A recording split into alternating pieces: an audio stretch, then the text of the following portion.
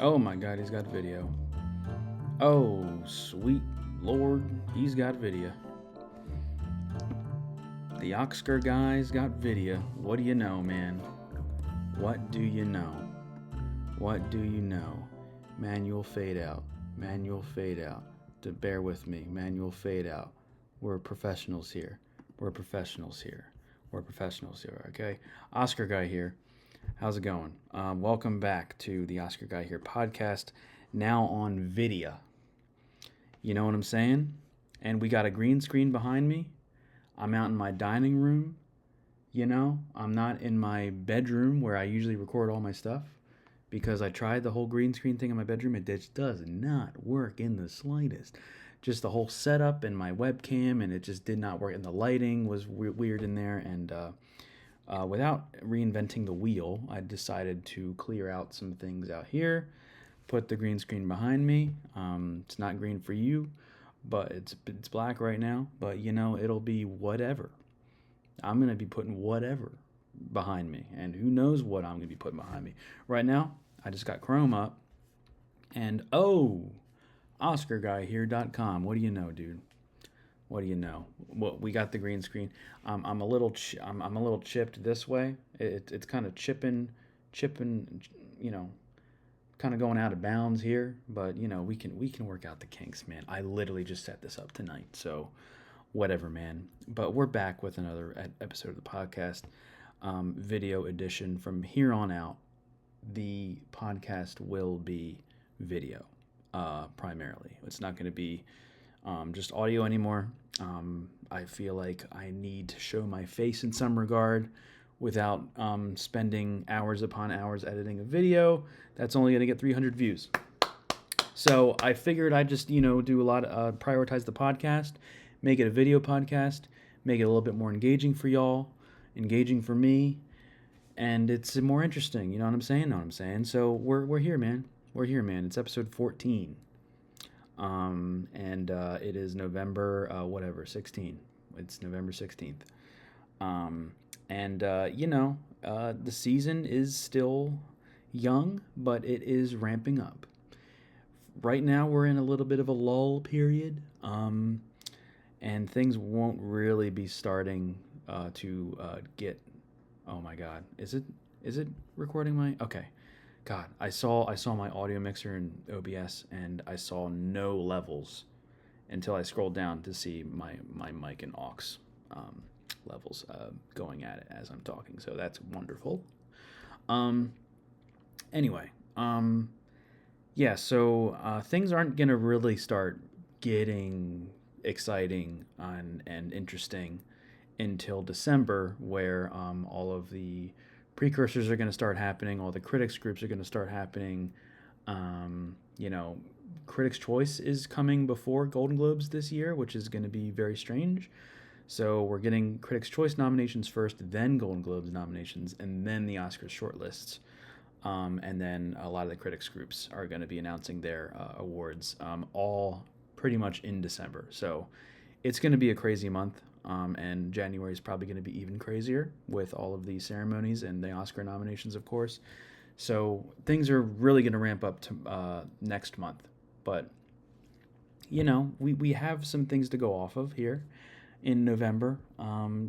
It's begun. It's begun. It's kind of up to interpretation when the official start of award season is, but it's somewhere in the late fall, early winter. I would say maybe, some people say it's like when the fall festivals start in September, and then some people say it's when Golden Globe nominations are announced, which is usually the first precursor. That's usually early December. So it's like between that general time frame is really when it like kind of vaguely begins. So, but we're here. It's a new season. And yeah, man. And and this is my website. If y'all haven't been, it's OscarGuyHere.com. I built this website from scratch. Not bragging or anything, but I am a web developer, so I just figured I'd just make something on my own here. It's my homepage. Got links to my I don't know which way I should be leaning, but like, okay, this way. Okay, great. Okay, so This is my YouTube, Instagram, Letterboxd. You know what I'm saying? We got, a page for all my videos. These are all my videos from last year that I'm featuring. My Oscars recap from last year. My top 10 of 2024. My reaction videos. You can see links to my full playlist, my predictions, my quickie reviews, which I'm not really doing anymore. Operation Watch List, which I would like to get back to at some point. And then we got my reviews. These are basically just my Letterboxd reviews that I'm pulling in from an RSS feed. Links to each review up here, but it's pretty much listing out the latest 3, 6, 9, 12, 15, 18, 20. Okay, so it lists my latest 20 Letterboxd logs, and you can see all that there. Then I got my podcast page. We got Spotify, with links to Spotify. We got a link to Amazon Music. We got a link to my YouTube. Or you can copy the RSS feed for yourself and do whatever you want with it. And it shows the latest 5 podcast episodes where you can just listen to them on my website if you so desire. You got descriptions for each episode right here. If you hover over this thing, it's little tool tips. And last and certainly not least, we have my predictions, which I just updated today. Post-festivals, precursors. How many times can you say pre in one sentence, We got picture. We might as well just go through my predictions. Now that we're here, we might as well go through it, man. We might as well go through it. Okay? Y'all got no other choice. And speaking of no other choice, I don't have it in picture, but I have it number 13. But One Battle's number 1, Hamnet, Sentimental Value, Marty Supreme, Sinners, Wicked for Good, It Was Just an Accident, Frankenstein, Avatar, Fire and Ash, J. Kelly is my current 10 for Best Picture. I want to say It Was Just an Accident was previously much lower. I don't think that was just +1 from last time. I think it was a lot more, but whatever.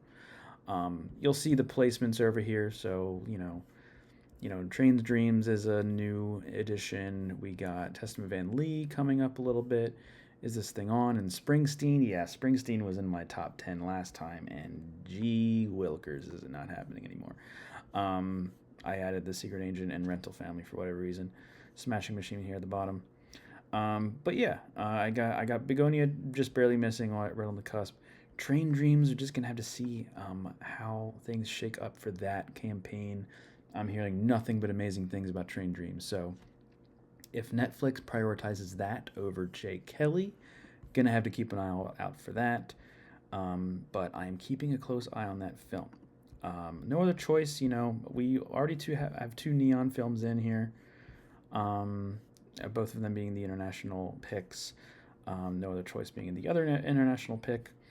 It did get a TIFF award for People's Choice for the international People's Choice over Sentimental Value, and It Was Just an Accident. So maybe it is unwise for me to have it here at number 13. But I don't know. I still got it here. And Lee, just going to have to wait and see if people respond to that, and the precursors will respond to that at all. It has potential, but I'm keeping it outside the 10 for now. House of Dynamite, I don't know about that. Is This Thing On? Springsteen. Maybe Secret Agent, maybe Neon will do something with that. Other than that, that is my top 10 right now. Director, absolute bloodbath of a category. We got PTA at number 1. We got Chloe Zhao, close second. We got Panahi in for It Was Just an Accident. We got Joachim Trier, and I have Josh Safdie in for now for Marty Supreme. Sue me. I'm sorry I got Coogler on 6. Film Twitter's going to crucify me for that. I know Film Twitter's going to crucify me for not having Coogler in. I just got a feeling that the Academy is going to do some stupid, they're going to act unwise, and they're going to snub a really great director here, and it might be Ryan Coogler. It could also be Panahi or Trier or Safdie. I think really the 2 absolute locks are PTA and Zhao. I think there's no way those guys are missing. If they do, I'd be pretty shocked. But For right now, I got Panahi, Trier, and Safdie. I'm sorry, Coogler. I mean, I would love to see you get nominated, but I got a feeling that the Academy is just gonna screw it up, and they did last year with putting in James Mangold. They did it the year prior for putting in, who would they put in? I mean, the year prior had some good nominees. They put in Trier over Gerwig, which, like, I have mixed feelings about that. I think Gerwig should have been nominated for Barbie, but Trier, did I say Trier? Trier, Justine Trier for Anatomy of a Fall. She got in over Gerwig. The director's branch, they can do some wacky stuff. So maybe they will just be like, Sinners, it's another blockbuster, and it's like, whatever, we're going to go with, something else. Maybe they'll go with Del Toro. Or maybe they will do something amazing and go with Chan-wook for another choice. Or they could, throw another bone for Jim Cameron. But Jim Cameron didn't get a bone thrown, didn't have a bone thrown to, right? Is that how it works? For The Way of Water. Now we got Fire and Ash. I don't know if it's going to happen for him again, but, we'll see.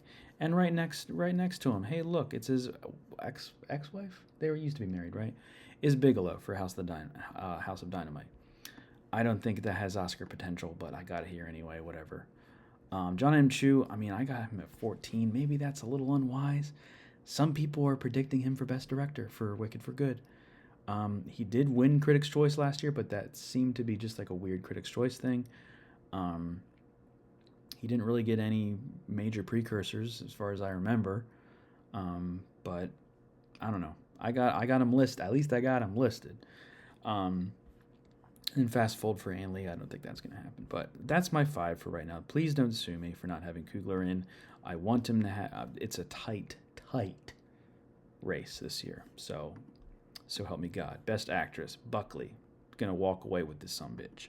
Okay? Haven't seen Hamnet, but I hear she does everything. She does everything and then some to get an Oscar win. So I think she's easily taking this. Reinsva I have in for Sentimental Value. Arrivo I have in for Wicked for Good. Seyfried for Ann Lee. Rose Byrne for If I Had Legs I'd Kick You. That is kind of a hope diction.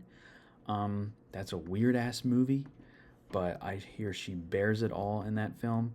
I don't know. Maybe it could happen. Maybe she could get, some kind of Andrea Riseborough-esque campaign going for that. But we're just going to have to wait and see until, some of these precursors and see how some things shape out. Emma Stone for Bugonia, outside shot, but I can also see that happening. 2-time Oscar winner, why not? And she's wonderful in the film. Kate Hudson for Song Sung Blue, gives her probably best performance in her career in kind of a biopic-y, musical kind of feel-good film. Maybe that can happen. Chase Infinity is being campaigned for lead actress, so I have to have her listed somewhere. Since she is such a newcomer and her performance is great, don't get me wrong, it's not really like a show-stopping performance that could win her first Oscar for her first, film role. I don't know. I have her listed. I don't think she's going to make the 5. If she does, great. That'd be amazing. But I have her at number 8. Julia Roberts after The Hunt. Anything after Roberts here, Dern, Lawrence, Ferguson, Victor. Victor would be, like, incredible. I feel like she might even win the Gotham Award for her lead performance. We'll have to see what happens there. She might get a lot of critics' love, but outside of that, I don't think she's going to go far unless they really campaign her. But I don't know. A24 might be campaigning Rose Byrne instead. We'll just have to see. So that is my 5 for actress. Actor, we got Chalamet winning. Love or hate his weird Oscar campaigning and behavior as of late. Whatever. I think it's his time. I mean, he's giving it all. He's bearing it all. He is destined for greatness, as he did say in his SAG Awards speech last year for Complete Unknown. Hot off of that, I think this may be his time. So I got him winning. DiCaprio in second. Ethan Hawke coming up the ranks. Number 3 for Best Actor. I hear he gives a great performance in Blue Moon. I have not seen Blue Moon yet. I want to see it, but I've seen the trailer. I've seen some clips of him circulating.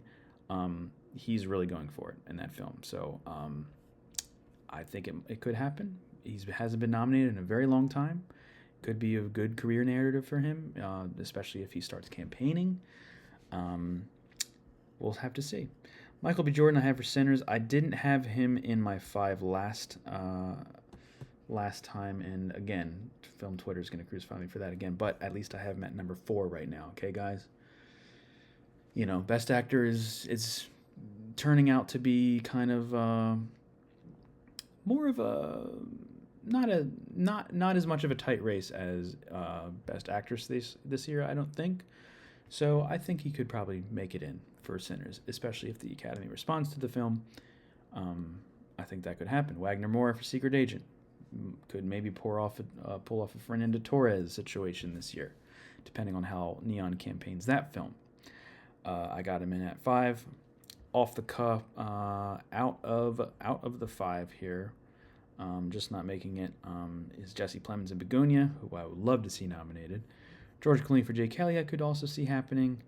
Will Arnett for This Thing On. Is This Thing On? Jeremy Allen White, not so likely anymore. Those 2 performances. Oscar Isaac for Frankenstein I have at number 10. I could maybe see that happening. Look, I saw Frankenstein a few nights ago. Really good. Really liked it.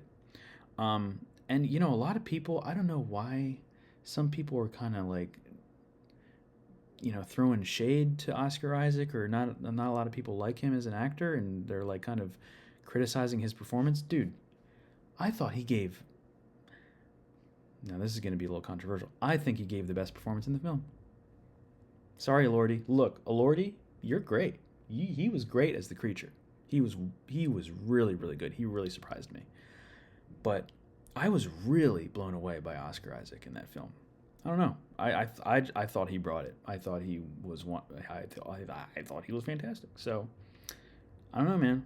I could maybe see that happening. I could see Elordi happening, and we'll get to that. But even though Oscar Isaac is an outside shot, if the Academy really responds to Frankenstein, I could see Oscar Isaac at least getting a SAG nomination that could help him, you know, get nominated for the Oscar. But I don't know. We have him. Will Oscar go for the Oscar? You know what I'm saying? DDL for Anemone. I don't think that's going to happen, man. I think Anemone. Change it. I know it's the name of a flower, but still. I saw half of Anemone. I saw half of the movie before my internet died, and I never went back to it, and I never really wanted to go back to it. I'm sorry. The film just didn't really grab me. DDL was good. He was really good in the film. He had some great monologues. Other than that, I just the film is just not nearly strong enough to get him another Oscar nomination. I just don't see it happening. I mean, Anemone got a couple of technical nominations at the British Independent Film Awards, and DDL didn't even get into Best Actor there. So, like, that's early writing on the wall, but I think that is writing on the wall that could not even happen. If he doesn't even get nominated for Globe, I think it's all over. But never say never. I have at number 11 anyway. Joel Edgerton, Train Dreams, I've heard great things about. Lee Byung-hun, Dwayne Johnson, Brendan Fraser, very, very outside shots. But if Train Dreams takes off, maybe keep an eye out on Joel Edgerton. So that's all I got to say about that. Supporting actress, what the hell is going to happen in supporting actress? Is Ariana Grande really going to win? Is she really going to win for Wicked for Good? Is she really going to be that much better? Is she actually going to win this time? You know, she's not going up against Saldana this year. I don't know. Maybe that could be a thing. Hopefully you don't hear my housemate outside going down the stairs. Oh yeah, they are. Oh yeah. Yeah, they're talking. Welcome to the Oscar Right Here podcast, guys. But is she really going to we're going to test the limits of my MacBook Pro microphone, which, by the way, I'm using my MacBook Pro microphone. Look, shut up, guys. Hey, shh, shh, shh, shh, shh. I appreciate you too, man. Okay. So, yeah, I'm using my MacBook Pro microphone, by the way, because my regular microphone I usually use for my videos and my podcast, I can't plug into my MacBook Pro because the cable that I have for my microphone is only USB 2. My MacBook Pro only has USB-C and nothing else. I don't have a 2 to C adapter. Can't do anything about that. So I can't plug in my microphone to my MacBook Pro yet. We're going to be working on that. So we're using my onboard microphone for now, and I think it sounds a lot better than my other laptop, my Top Gun Maverick laptop that I do not use any. I've decommissioned that machine, that 2018 Acer Spin 3. Good Lord, that thing was taken off. So this is the new machine right here. This is the new machine. Anyway, I digress. Supporting actress Ariana Grande. I guess she's winning, but look, what else is there? Tiana Taylor? She's in the movie for the first third of the film, then disappears, but her presence is felt throughout the film, a la Mahershala Ali. Her performance is wonderful, but will that be enough? Will that be enough? Perhaps. I have her at number 2. In that case, we have Inga Ibsdottir Lilius from Sentimental Value and Elle Fanning from the same film. Back-to-back nominees here. It could happen. It could happen for both of them. I would love to see it happen, especially for Inga Ibsdottir Lilius. She gives a very, very nuanced, very emotional performance in that film. Elle Fanning, a little less impressive, but still very, very good. More of a Hollywood star, so maybe she could get nominated off the coattails of that. Gwyneth Paltrow, former Oscar winner and nominee for Marty Supreme. I do hear Odessa Azion, the newcomer in Marty Supreme, is a lot more impressive and is more of a primary role in that film, other than Gwyneth Paltrow, but Gwyneth Paltrow does have that star power, and Odessa Azion is a newcomer. So will they go with the career narrative or the Academy favorite star power option, or are they going to go with the newcomer? Don't know. Could be the former, a la Jamie Lee Curtis and Stephanie Shute situation for Everything Everywhere All at Once a few years ago. Could happen. But I have them both listed here anyway. Regina Hall for One Battle After Another. She's in the movie for a very short time, but again, great performance. If One Battle is as well received as it is being received now by the Academy, maybe that can happen. Wunmi Mosaku for Sinners, would love to see it. Amy Madigan for Weapons, I have it at number 9. Some people, I don't know if people are still on the Amy Madigan train right now, but there have been a lot of people that have been saying that she should be nominated, and there are even some people that are saying she might win if there's no other option in supporting actress. I've seen Weapons, and she's fine. She gives kind of a transformative performance and really kind of runs away with that film in a way. But for the Academy to award that, I just don't see it happening. It's a horror film.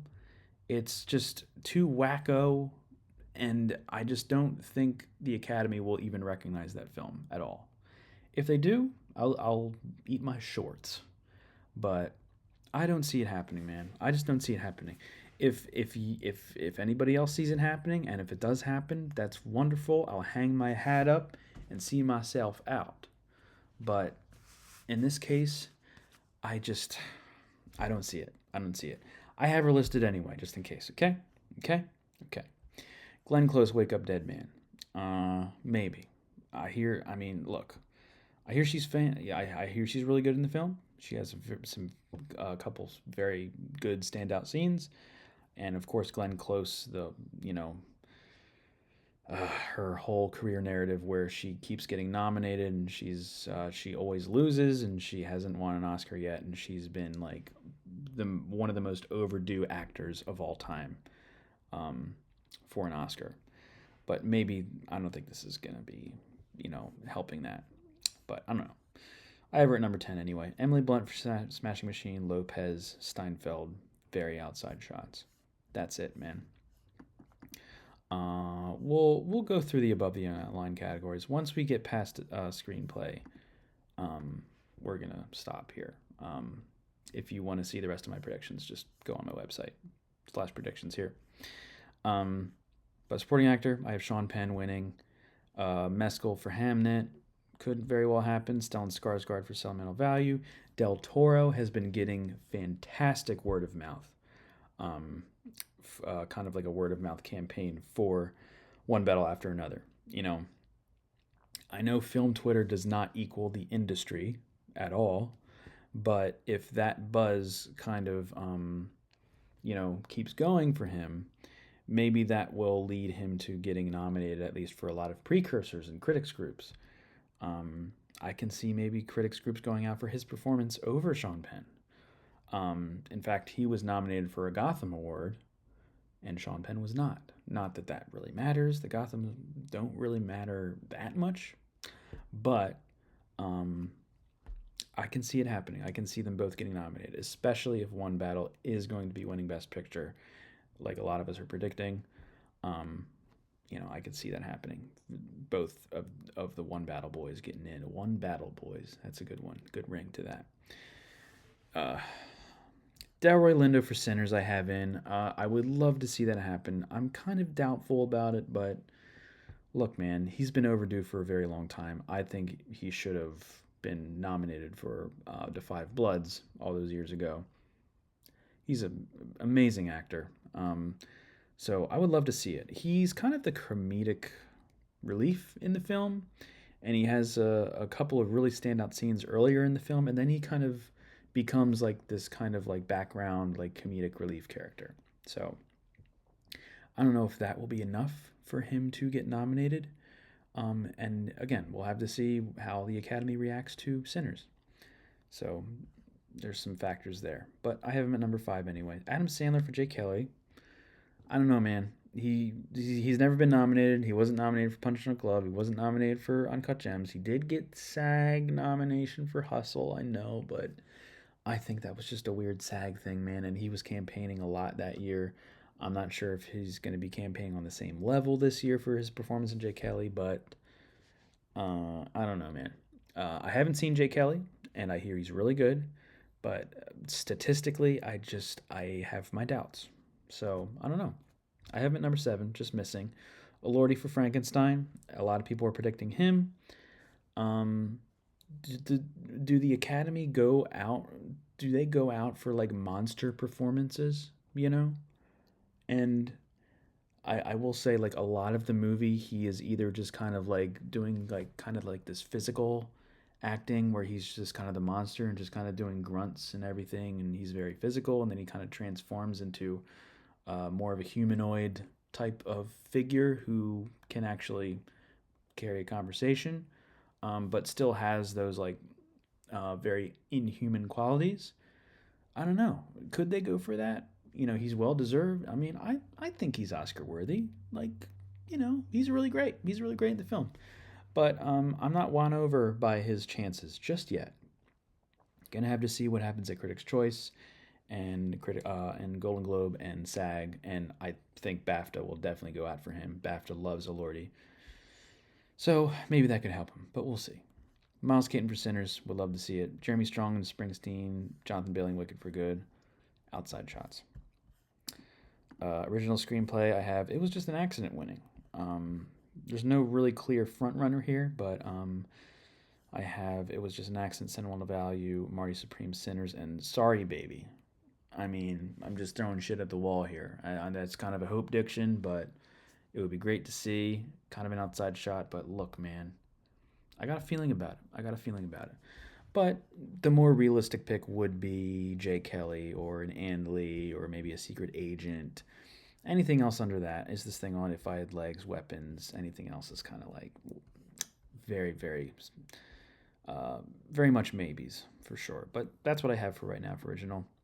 Adapted, please, please, please, Academy, can we give PTA an Oscar? If you're going to award him anything at all other than picture and director, give him screenplay. At least give him screenplay, man. Man's been overdue for a long time. He's got 12 nominations to his name now, and if he gets nominated for all these Oscars for one battle, that's going to go well into the teens. So do it. Do it, is all I'm going to say to you, Academy. So one battle, I got Hamnet as well. I got Frankenstein in the 5. Doesn't need a screenplay nomination, but it's a good enough adaptation that I could see it happening. And of course, it's Del Toro. Bugonia could happen. Train Dreams, No Other Choice. Wicked for Good. Wake Up Dead Man, a lot of people are predicting.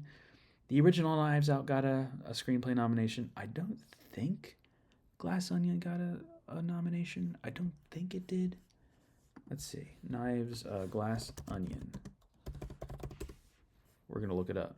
We looking it up, man. Did Glass Onion get... Oh, it was nominated. Oh, well, I eat my words then. It was nominated. Okay, well, maybe it could happen then. I stand corrected. So maybe that should be above at least Wicked for Good, because I don't think the original Wicked was nominated for... We're not going to look that up, but... Okay, so maybe that's unwise for me to have it at number 8, but whatever. I digress. It's here. Predictions are done. Sue me. Smashing Machines, Springsteen. Don't think it's gonna happen. Anyway, I think we'll leave it at that. Look, animated feature, Kpop Demon Hunters. Maybe that'll win. Zootopia 2, Elio, Little Emile. I've heard great things about Arco. Maybe that'll happen there. International feature. It was just an accident winning.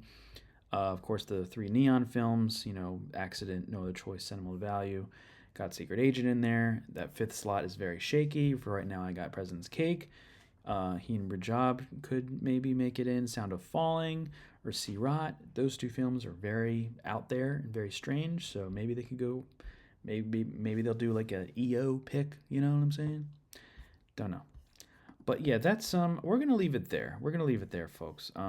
That is most of my predictions. If you want to see the rest of my predictions, again, OscarGuyHere.com/predictions. Just go there, see what I got. And of course, if you guys got the shout out to Oscar Expert and Brother Bro. Brother Bro made a little app called Award Expert. And I'm on Award Expert. You can look me up. I am Oscar Guy here. Here's my profile. There you go. There's my profile on Award Expert. Go give me a follow on Award Expert. I only got 15 followers, man. Come on. We got to get that nums up, man. So that is going to be that. That is my predictions for November 2025. And I don't know, man. What else is going on? What else is going on, man? We're still recording, right? Yeah, God forbid. We got to be still recording. What else has been going on? You like the color black? Color black is behind me now. And that's it, man. Okay, got a couple of news updates, I guess. Kpop Demon Hunters is ineligible for the BAFTA award for Best Animated Feature. I don't really know why per se, but you know why? The theatrical run. They didn't show it in enough theaters, I think, or the theatrical run of it wasn't long or substantial enough for it to be eligible for the BAFTA. It is eligible for the Oscar. It did fulfill the theatrical run quota for its eligibility for the Oscar, but not for the BAFTA award. So what the hell is going to win BAFTA? Zootopia 2? Did that even win the BAFTA? I don't think it did. Didn't, what's it called? Kubo and the Two Strings? Didn't that win the BAFTA award? We're going to pull up Chrome again. We're going to make shit interesting here, y'all. Look. Zootopia. Not Zootopia 2, which is yet to come out. If we go to Zootopia, we go to, Reception? Accolades. Here we go. Accolades received by Zootopia. So it won the Oscar, of course. But if we go down to the BAFTA Awards, it was nominated. I want to say it was Kubo. Yes? Kubo and the Two Strings. So maybe the BAFTAs will pull off another Kubo and give it to, say, Little Amelie or Arco or some other type of thing. Maybe. I don't know, man. I don't know what's gonna be winning over there, but I saw that update and I was like, okay, K-pop not eligible for BAFTA. It's probably still gonna win the Oscar, but I thought that was interesting. It didn't get a theatrical run long enough to be. Oh, and by the way, another tidbit that I saw: the SAG Awards, which is a major precursor. That's usually right before the Oscars, like maybe like a week before the Oscars. A very key indicator in predicting, Best Actor, Best Actress, the supporting categories, and even Best Picture with the SAG Ensemble. A very big precursor. The SAG Awards have renamed their award ceremony from the SAG Awards to the Actor Awards. And a lot of people online are kind of sharing their disdain for that decision. I am personally not a huge fan of it either. It's kind of belittling to the union that is the SAG-AFTRA. It's kind of removing their name from the award ceremony itself and like kind of prioritizing what the actual trophy, the actor, is, the Actor Awards. I mean, I haven't read any like press releases or any like reasons as to what that decision was, but that's what it is and that's what they're doing, and it kind of, I don't know, man.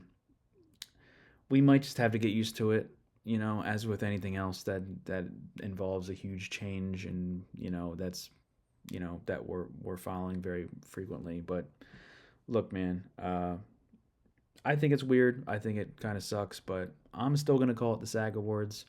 I mean, I'm not gonna, like, the abbreviation is gonna be AA. So what? We're not going to an AA meeting or anything like that. The AA Awards, or no, dude. They're the SAG Awards to me. But that's just me. I don't know, man. I don't know what they're doing, but whatever. I'll call it the SAG Awards, and until we can't anymore, I guess. But yeah, that's it. And I'm just gonna move on from that. I'm sure a lot of other people have a lot more to say about that issue, but I just want to say that I'm not a fan of that change. But what can you do? Not my jurisdiction. I mean, if there's a petition out there that we can sign to change it back, sure, I'll sign it. But what good is it gonna do, man? Industry is gonna industry. At the end of the day, they're the same. It's the same award. Okay, it's the actor. They say the actor goes to Tim Chalamet. Okay, the actor goes to Viola Davis. Okay. So yeah, that's the latest and greatest in the news. And One Battle After Another is now on digital. So if you haven't seen it, go rent it for $20. Are we gonna get a physical edition of that sumbitch or what? Because man, I wanted to watch it, but $20 to rent it, brother. And even if I wanted to buy it, it's like 25, which is fine. But like, if I wanted to own that movie, I want to hold it in my hands. You know what I'm saying? I want a physical edition of that movie. Like Killers of the Flower Moon. There's no physical. The only physical edition of Killers of the Flower Moon that exists is the screeners that they sent out. as a part of their awards campaign. There is no physical edition for Killers of the Flower Moon on the count of Apple. Brother, Apple, get with it. Release that shit. You're gonna make so much money. A lot of people are really into that film. One of the best films of Scorsese's career, for my money. You can't do the same. I mean, look, they're gonna release One Battle soon enough, but it is on digital, and I want to see it. But look, and it's one of the best movies of the year. Don't get me wrong, but I don't want to pay. Is it $20 to rent it? I'm pretty sure it's $20. It's a lot. It's a lot. Okay, too much. And maybe I'll buy it on digital and buy it on physical. But look, I don't want to buy it twice. You know what I'm saying? But people have been posting One Battle clips on Twitter here and there, and I just want to. I know I've seen it twice already, but man, I got the itch to watch it. I got the itch to watch it again.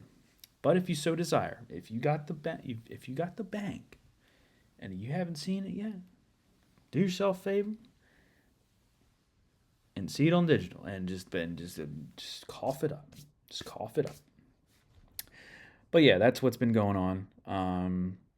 That's what's been going on. I guess before we go, I will let you know what I've been watching lately.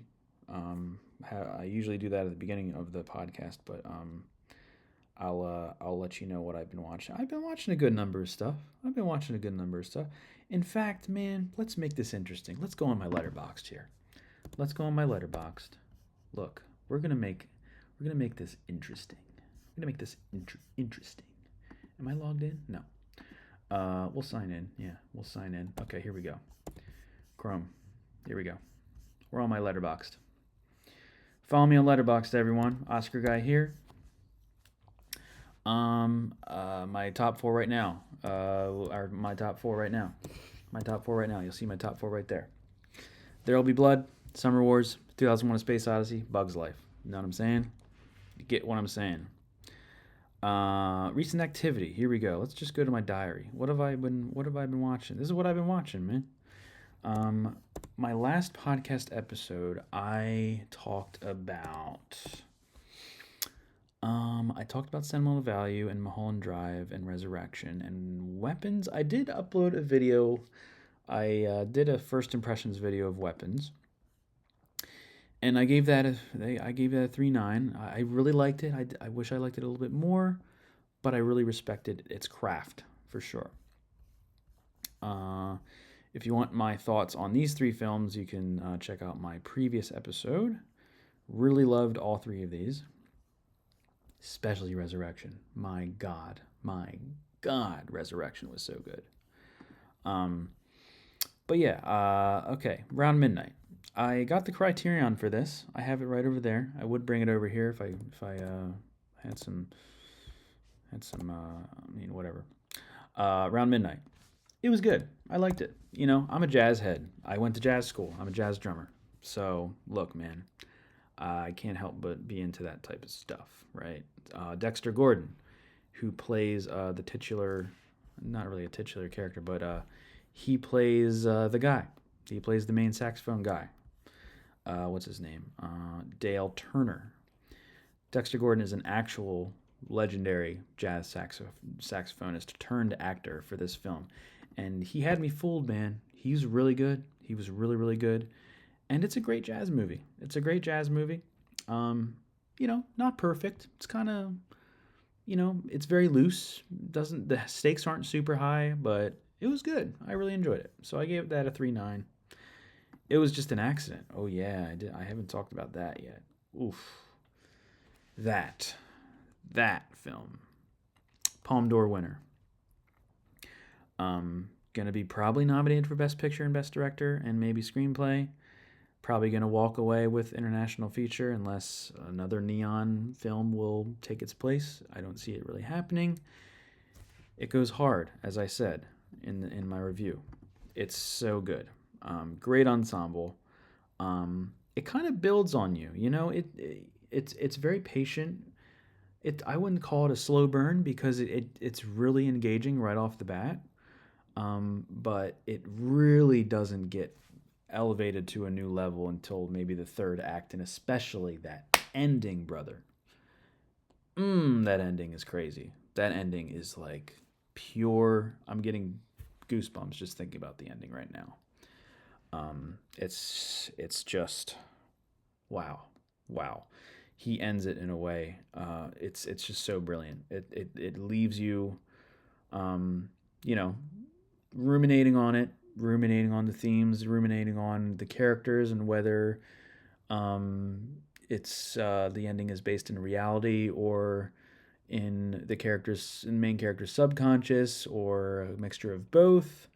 Um, Ruminating on systemic oppression, ruminating on trauma and how you process trauma, and how unprocessed trauma can lead to situations like this, and questionable decisions of these characters.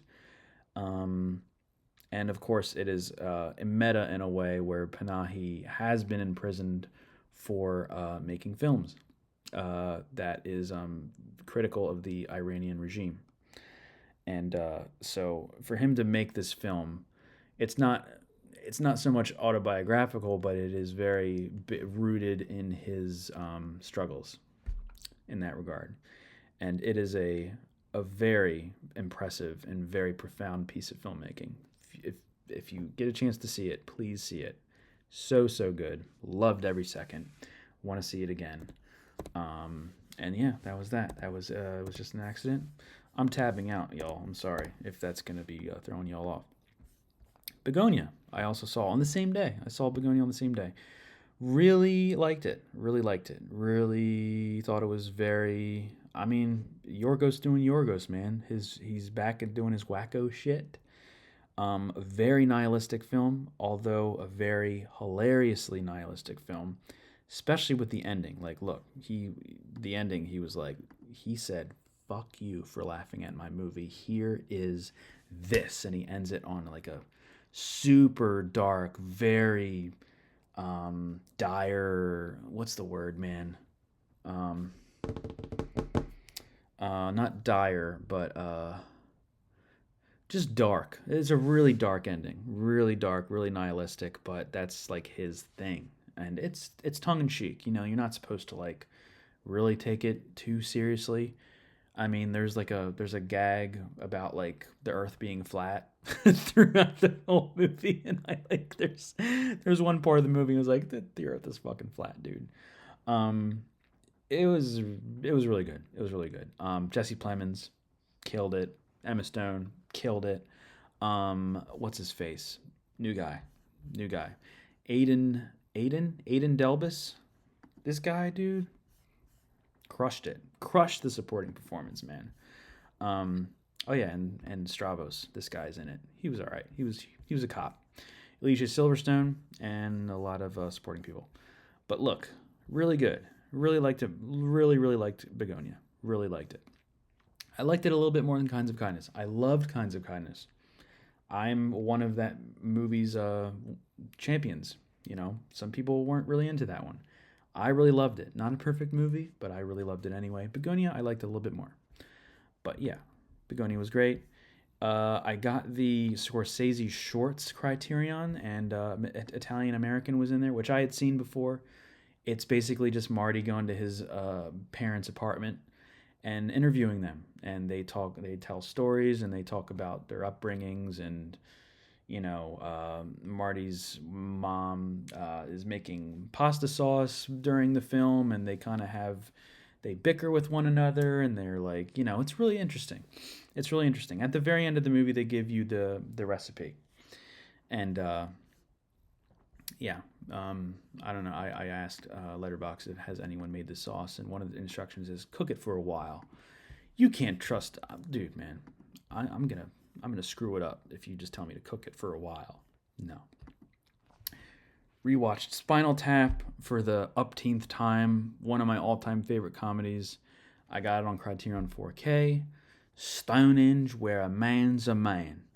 A nearly perfect comedy. A little undercooked. I mean, it could be a little bit longer, but it's so good. It's so good. It never gets old.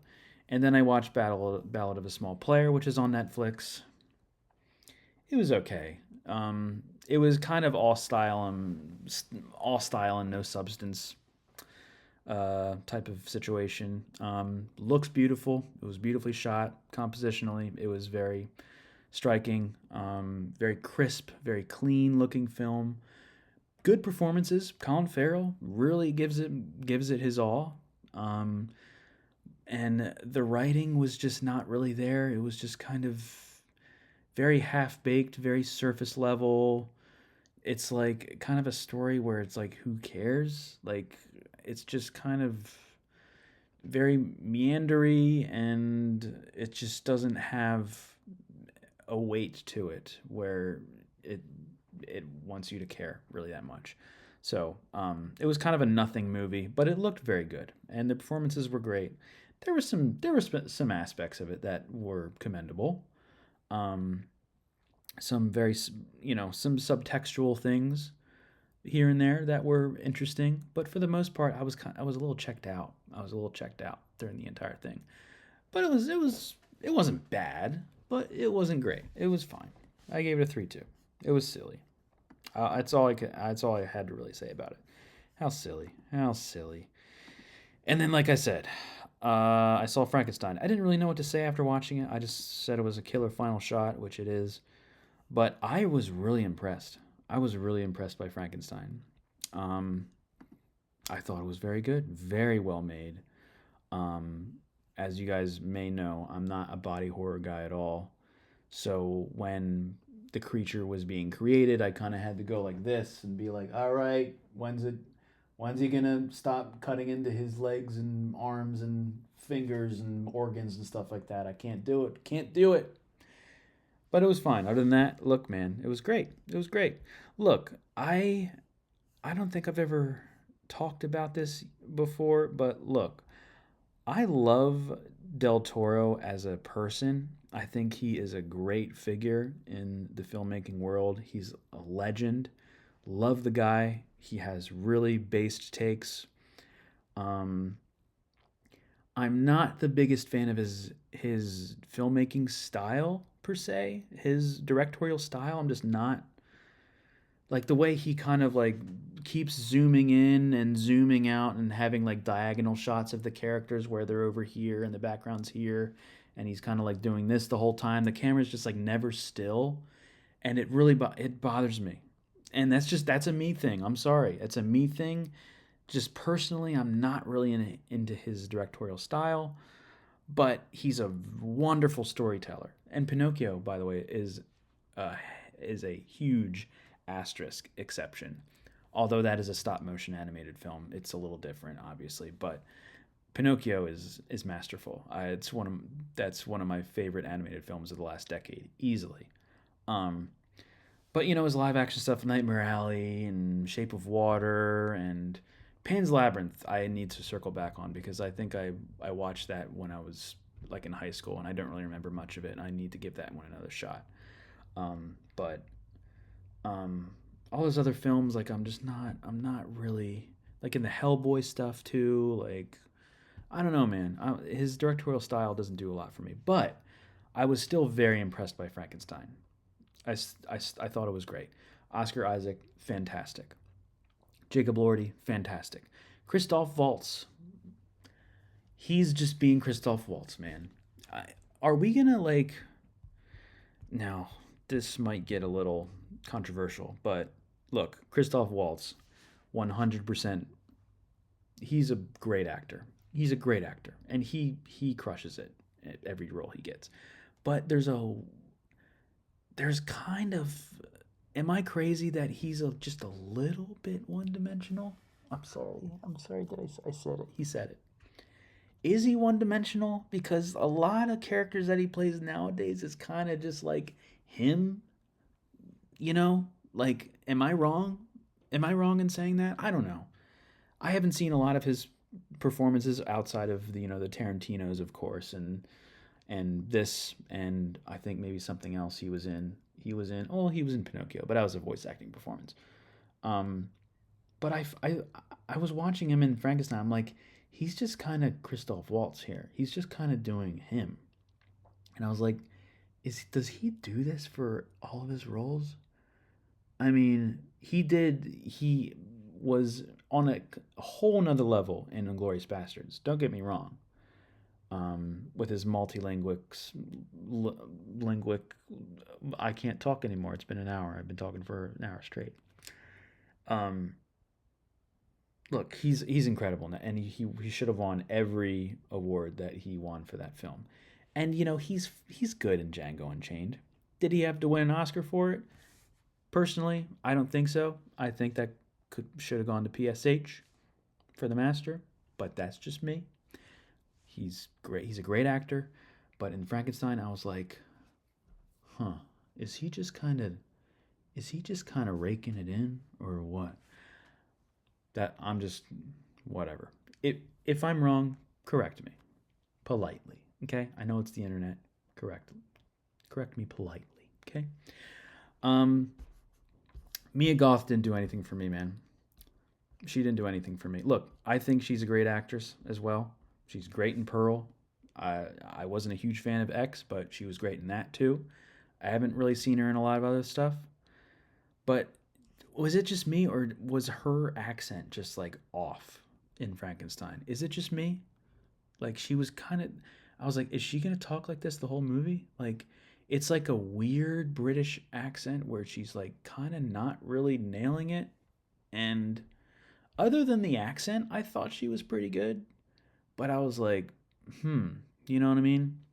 I don't know. That's just me. Anyway, Frankenstein, I really liked. I really enjoyed it. I think it really surprised me. I didn't really think I was going to like it that much. I really liked it. Because there's some people out there that are not really into it. Some people think it's really boring. I think it is very not boring. Now there's a segment, in the final act during the creature's story act, where it gets a little bit slow and a little bit dull, but it ramps up again once it nears the end. But for the most part, it was very entertaining, very well written, very well directed. Putting aside my biases, it was very good. It was great, actually. It was great. Probably in my top 5, at least for right now. No, not top 5, top 10. It's in my top 10 for right now. Which, speaking of, before we go, I do have my top 2025 ranked. And let's just see. I don't want to be blocking anything. Okay, cool, great. All right, so Happy Gilmore 2, kind of a dud, right? It was fine. Battle of the Small Player, Highest to Lowest, Materialist. These were kind of like okay, Materialist was fine. But my top 10 so far is K-Pop Demon Hunters, Weapons, Spinal Tap 2, Shut Up, Sorry Baby, Sinners, Bugonia, Sentimental Value, It Was Just an Accident, Resurrection, One Battle After Another. I am just now realizing I do not have Frankenstein on here. Let's add that right now. We're doing it live, folks. We're doing it live. I'll write it, and we'll do it live. Add film to lists. Here we go. I think my roommate's coming home. Here we go. 2025 ranked. Here we go. Here he comes.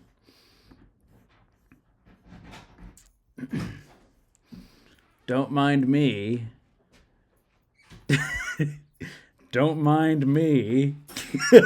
Get out of here. Is that your pretzel? Pretzel? Yeah. Wait.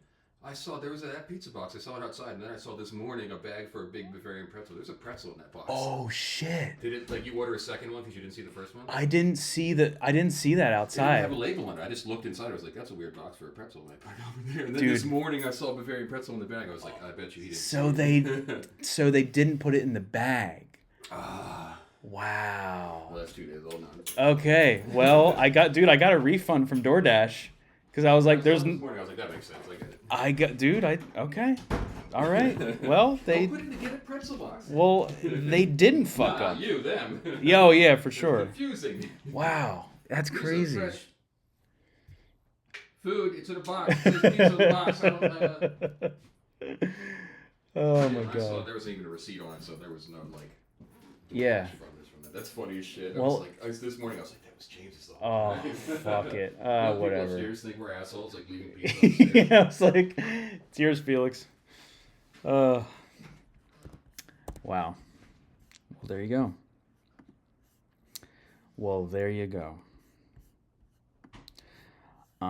But anyway, what was I gonna do? Oh yeah, here we go. So, what are we doing? Oh yeah, I added Frankenstein to my list. Okay, so where it's going to be in this list is going to be, ladies and gentlemen, it's going to be above Spinal Tap 2. It's going to be above Spinal Tap 2, and it's going to be under Sorry Baby. That is the ranking. So, I do decree that Frankenstein is my number 8 for right now. My number 8 for the year. And ladies and gentlemen, with that, I think we're going to call it there. That is the podcast. And yeah, that's going to be it. Next, this coming week is going to be Thanksgiving week. I'm going to be out of town. So when I get back from Thanksgiving week, the beginning of December, it's going to start. Ladies and gentlemen. Let's look at the calendar. And we might even bring it up right now, man. Because we got the green screen action going on here. You know what I'm saying? So let's bring it up. Let's go to the videotape. So IDA nominations, right? So IDA nominations on the 18th. We got Astra nominations on Wednesday. But dude, when we get back, brother, I'm actually gonna hide my webcam for a second. Dude, when we get back, brother, we got the Gothams happening on December 1st. We got the Astra winners. We got the NYFCC winners. We got Indie Spirit noms and NBR happening. And at the end of the week, we have Critics' Choice nominations. Dude, that's a big week already. Dude, already the first week of December, we are diving in, brother. We are diving into the heavy-hitting stuff. So stay tuned for all that. So yeah, I think with that, we're going to call it. Have a happy Thanksgiving, y'all. Let's get the intro. Let's get the outro music going. Follow me on Instagram. Follow me on Letterboxd. Follow me on Award Expert. Go to my website, OscarKaiHere.com. Look at my videos. Look at my podcast. Look at my predictions. Look at my stuff. Spread the word too. Let people know about this. We're here to stay. And let's get this season rocking and rolling, man. It's gonna start, and I'm here. I am here, and I'm glad to be here. And I'm glad that you are listening and watching. Thank you so much. Until next time, y'all. I'll catch y'all on the flip. Oscar guy.